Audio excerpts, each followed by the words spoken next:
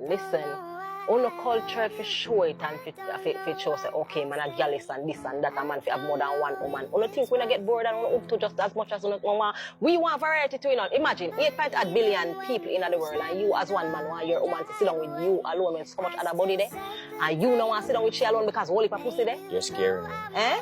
You know, no, scaring I'm just me. asking you. Think about it. I'm telling you, you're scaring Wait, no. Give me a chance. You think we're not disciplined enough or strong enough that are thousands or hundreds of men every day, you know?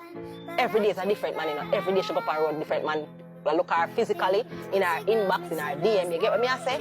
And uno think we be strong enough to resist. Some of them look better than you, some look worse than you, some have more money than you. We know some of them would longer for you, some shorter, whole heap of variety. And we get the opportunity to get them by the hundreds a day. And uno, we get one look at 10 and 20 and 5, some even get 3 a day. I want to tell we say it is okay for uno as man to fuck whole heap of pussy when we get the options of having more dick to choose from that uno.